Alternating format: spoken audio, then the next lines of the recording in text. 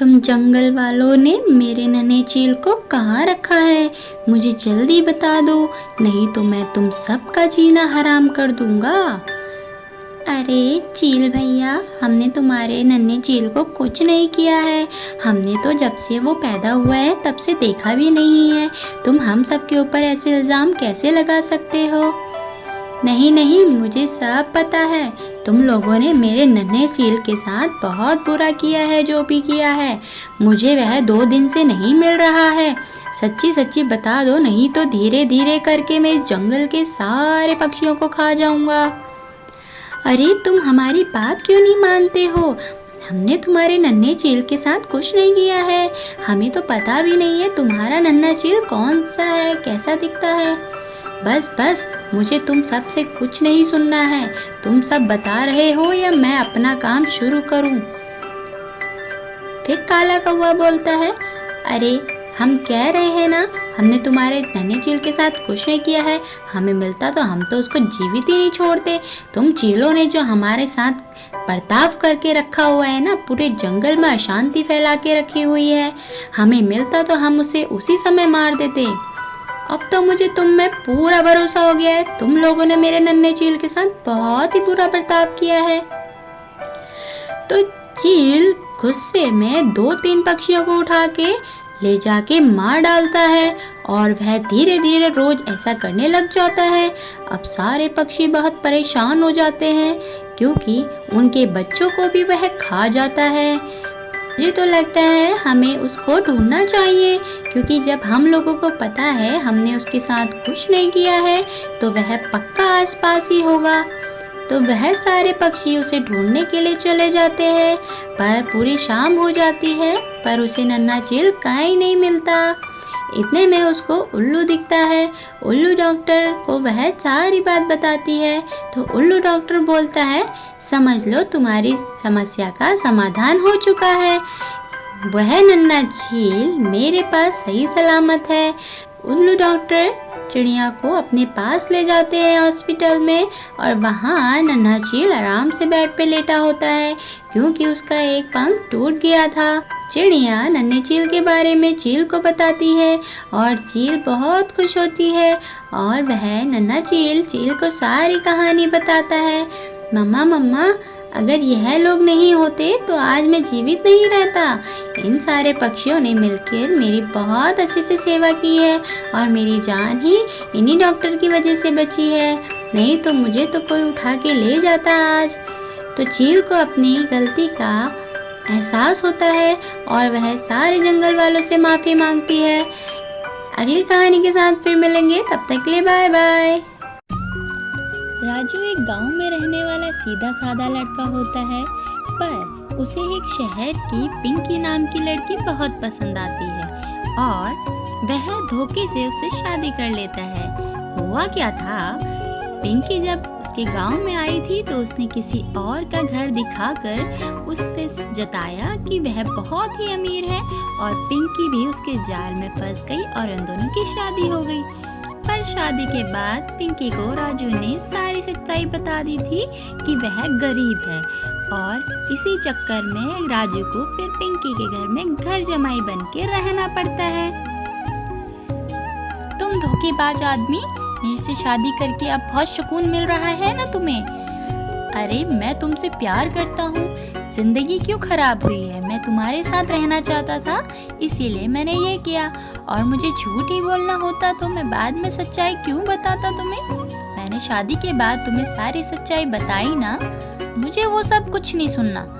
मैं जा रही हूँ ऑफिस और मेरे बाथरूम का गीजर खराब हो रखा है, तो प्लीज अगर ये तुम्हारी चाय वगैरह खत्म हो गई हो तो टाइम से सब कुछ सही करा देना, नहीं तो आते समय मुझे बहुत परेशानी होगी।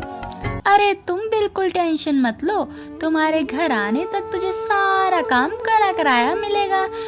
बेफिक्र टेंशन फ्री हो कि तुम ऑफिस जाओ। हाँ हाँ, फ्री का तो तुमको मिल रहा है सब कुछ, यहाँ खाए पिए गांव की तरह नहीं है ना इधर। इधर तो तुम्हें सारे रहन सहन एकदम ठाट वाली जिंदगी मिल रही है, तभी तुम तो मेरे साथ आए हो ना। अरे नहीं बेबी पिंकी, मैं तुमसे प्यार करता हूँ। अब हर बात पे तुम ऐसे ही क्यों बोल रही हो? पर उन दोनों की बातें साइड में खड़ी उसकी मम्मी सुन लेती है। उसका नाम होता है कमला।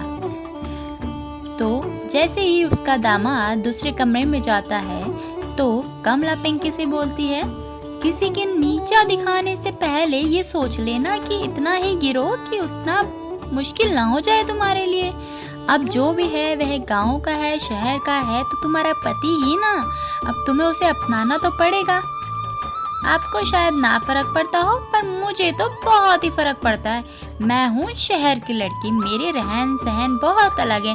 उसको तो कपड़े पहनना तक नहीं आता, कैसे गवारों जैसे कपड़े पहन के रहता है, आपको दिखता नहीं क्या?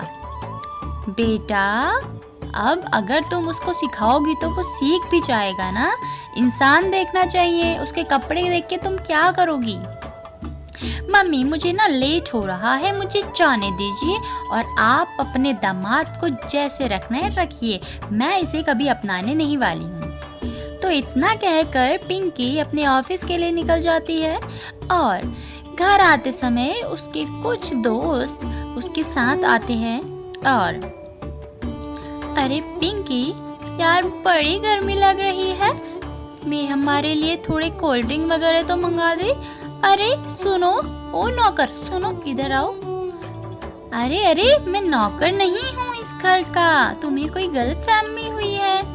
नहीं तो क्या हुई है, सही तो बोल रही है वो, जो कह रही है चुपचाप लेके आओ। बहुत जुबान चढ़ाने लग गए आजकल। तो राजू बेचारा क्या बोलता जब उसकी पत्नी ही उन सबके सामने उसे ऐसे बोल रही है। राजू चुपचाप किचन में जाके कोल्ड ड्रिंक लेके आता है, पर इतने में उसकी सासू माँ देख लेती है। अरे ओ बदतमीज लड़कियों, क्या कर रखा है तुम लोगों ने ये? मेरे घर के दामाद से नौकरों वाली हरकतें करवा रही हो, शर्म नहीं आ रही? क्या क्या आंटी, ये आपका दामाद है? अच्छा तभी तो इसने पिंकी ने हमें नहीं बताया, इसकी तो हालत ही ऐसी है, दामाद बनने लायक ही नहीं इसलिए नहीं बताया होगा। अरे हाँ क्या बोलूँ यार मैं तुम लोगों को, मेरी तो ज़िंदगी ख़राब हो गई है। मैं अब क्या ही बताऊँ तुम लोगों को, जब से इसने धोखा दे के मुझसे शादी करी है मैं तो इसको अपना ही नहीं पा रही हूँ। इसकी हरकतें ही ऐसी है सारी नौकरों वाली। तो उसकी मम्मी को गुस्सा आया, उसने उन दोनों लड़कियों को वहाँ से भगा दिया। अब एक दिन क्या होता है, राजू और कमला दोनों बाहर गए होते हैं और इतने में पिंकी घर पे अकेली होती है। पड़ोस का लड़का उसे मौका देखते हुए ही उसके घर में आता है और पिंकी डर जाती है।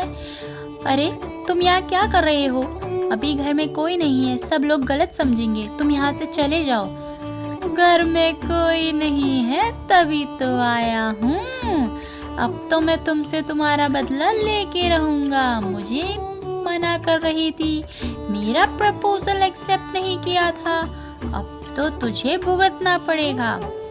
पर पिंकी जैसे ही भागने लगती है उसका पैर फिसल जाता है और वह उस लफंगे के हाथ में जाके गिरती है और इतने में पड़ोसी आ जाती है और उन देख के बहुत गलत समझती है। पर इतने में राजू भी आ जाता है। जैसे ही सब लोग पिंकी को भला बुरा बोल रहे थे वैसे ही राजू बोलता है, अरे ओ तुम्हारा लड़का कोई दूध का धुला नहीं है, अगर इसको पता ही था कि अकेली है पिंकी तो आना ही नहीं चाहिए था ना। तुम लोगों की परवरिश ही गलत है, अपने बेटे को एक तो ये सब सिखाते हो। मुझे अपनी पत्नी पे पूरा भरोसा है, वह बेशक शहर वाली लड़की है पर उसके संस्कार वह कभी नहीं भूलती। तो इतना सुनते हुए पिंकी को रियलाइज होता है कि आखिर वह उसी का पति है और उसे अपना लेना चाहिए।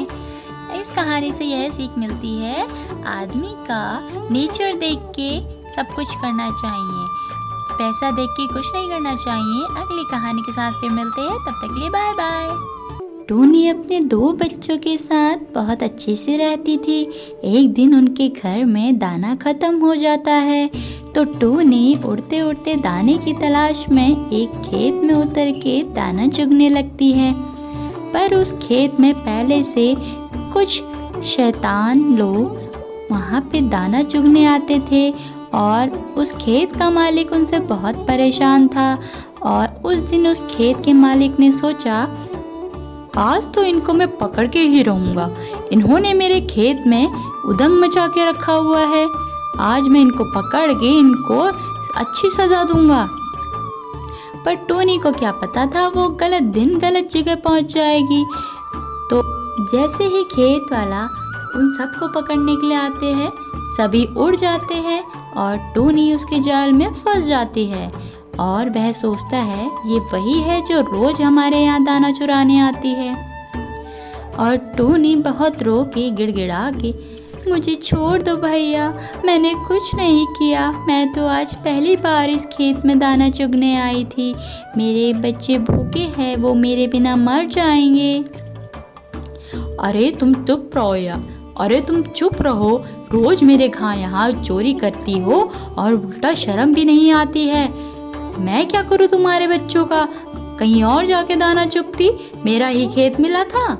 तो उसकी बहुत बात गिड़गिड़ाने के बाद भी वह नहीं सुनता और उसे सोचता है, अब मैं इसको बाजार में बेच के आऊँगा और अच्छा मुनाफा कमाऊँगा। पर उसको रास्ते में चलते हुए कबूतर काका दिखते हैं। वह बोलती है, कबूतर काका देखो ना, मेरे को इसने बंद कर दिया है। इन्हें कोई गलत फहमी हुई है। मेरे छोटे छोटे 2 बच्चे हैं, प्लीज़ मुझे यहाँ से छुड़ा लीजिए। देखो ये कितनी मासूम चिड़िया है, तुम इसे छोड़ क्यों नहीं देते हो? इसके बदले में 1 बाल्टी मेरे से दूध ले लो।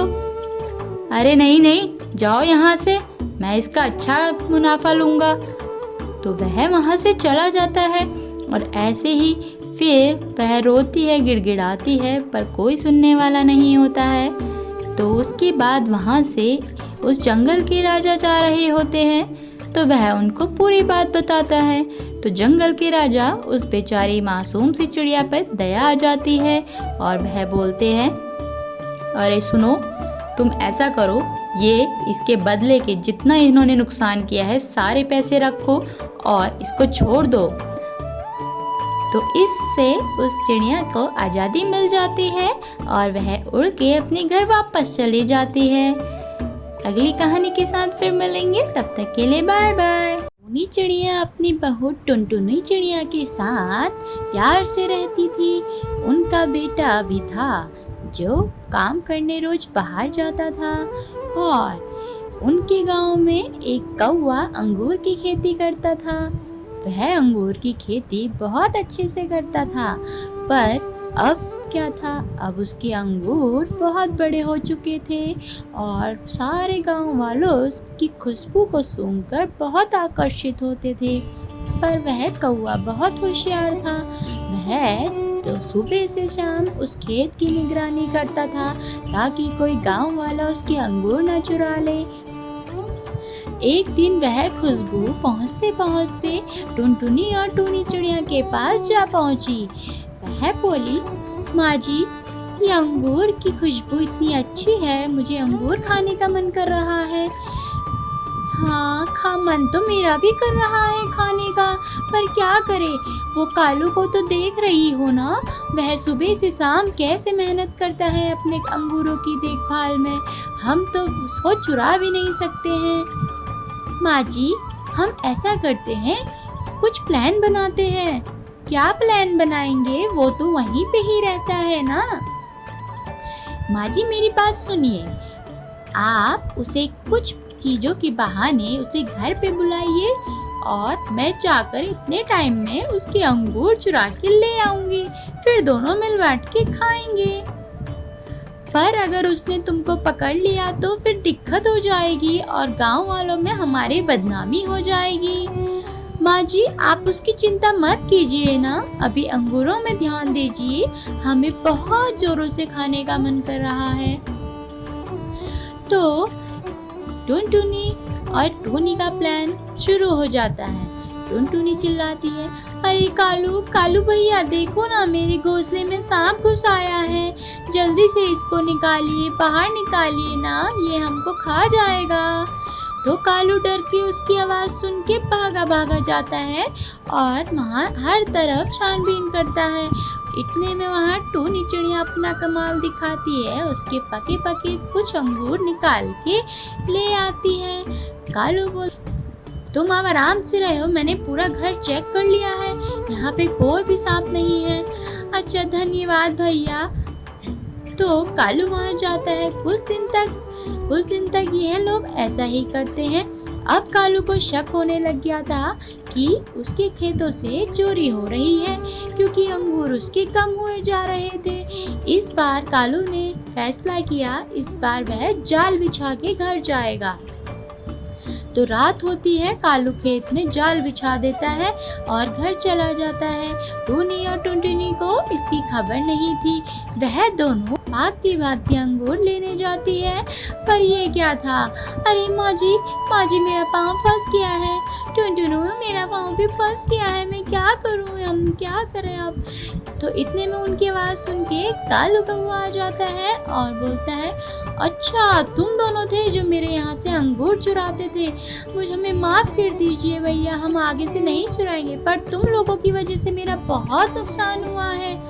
भैया मैं आपके सारे नुकसान की भरपाई कर दूंगी, पर अभी हमें छोड़ दीजिए, गांव वालों के आने से पहले हमें छोड़ दीजिए, नहीं तो हमारी बहुत बदनामी होगी। तो कालू कौवा उन्हें छोड़ देता है और आज के बाद टुनटुनी और टूनी अंगूरों की चोरी नहीं करते। अगली कहानी के साथ फिर मिलेंगे, तब तक के लिए बाय बाय।